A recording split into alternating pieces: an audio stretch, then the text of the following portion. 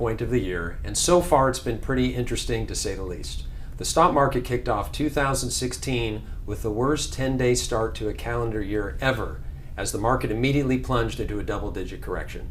Now, you may recall that in January, crude oil was still in free fall, dropping below $30 a barrel, and ugly economic news out of China was stoking fears that a new global recession was underway.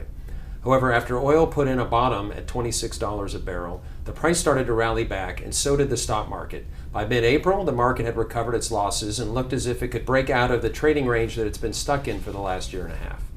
And then came June 23rd and Brexit. And based on the way the markets reacted, one would have concluded that Britain leaving the European Union was the end of the world as we may know it.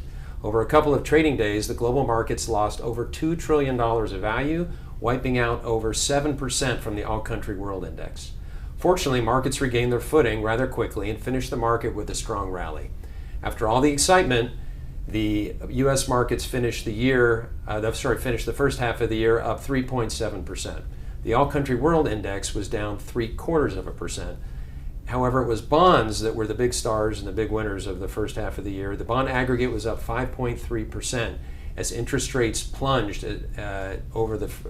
during this period, and giving the price of bonds a boost as interest rates and prices of bonds move inversely to each other. Now, looking ahead to the back half of the year, there are reasons to be optimistic. For starters, corporate earnings are set to grow again beginning in the third quarter. This follows a stretch of 4 consecutive quarters of declining year-over-year earnings comparisons.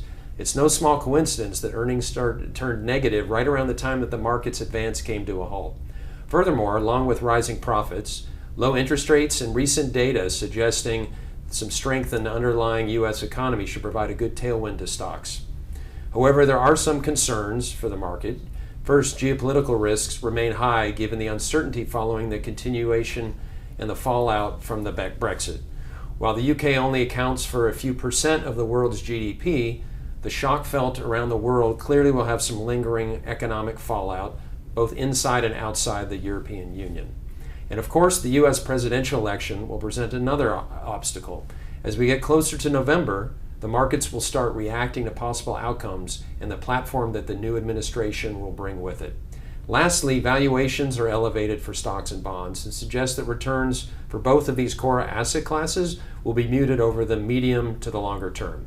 So in this environment, investors should look to both appreciation and income to generate returns from a core and alternative asset class based portfolio.